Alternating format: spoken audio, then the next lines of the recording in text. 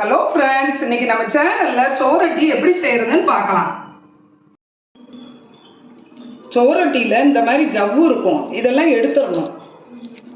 அல்லது சாப்பிட்றப்ப சவுக்கு சவுக்குன்னு வரும். இந்த மாதிரி எடுத்துட்டு மஞ்சப்பொடி போட்டு கழுவிட்டு வந்துடலாம். நல்லா மஞ்சப்பொடி போட்டு கழுவிட்டு வந்தாச்சு, கட் பண்ணிட்டு வந்துடலாம். சோரொட்டியை கட் பண்ணியாச்சு, மிளகு சீரகத்தை உணுக்கிட்டு வந்துடலாம். சோரொட்டி செய்கிறதுக்கு அடுப்பில் ஒரு வடைச்சட்டி வச்சு நல்லெண்ணெய் ஊற்றிக்கலாம்.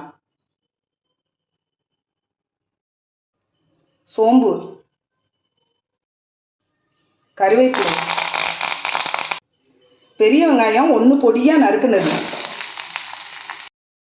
வெங்காயம் ஓரளவுக்கு வதங்கிருச்சு. ஒரு பூடு, கொஞ்சமாக இஞ்சி தட்டி வச்சுருக்கிறேன், இதையும் போட்டுக்கலாம்.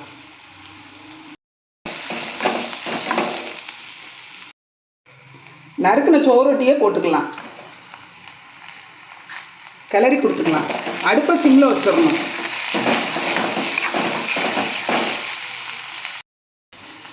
பாதி வெந்துருச்சு. இப்போ மிளகு சீரக பொடியை போட்டுக்கலாம். சோரொட்டியில் நிறைய சத்துக்கள் இருக்குது. டெலிவரி சமயத்தில் பெண்களுக்கு இந்த மாதிரி செஞ்சு கொடுத்தீங்கன்னா ஹீமோகுளோபின் அளவு கூடும். உப்பு கொஞ்சமாக போட்டுக்கலாம். நல்லா சாஃப்டாக வெந்துருச்சு. அடுப்பை ஆஃப் பண்ணிடலாம். சுவையான சோரொட்டி வறுவல் ரெடி.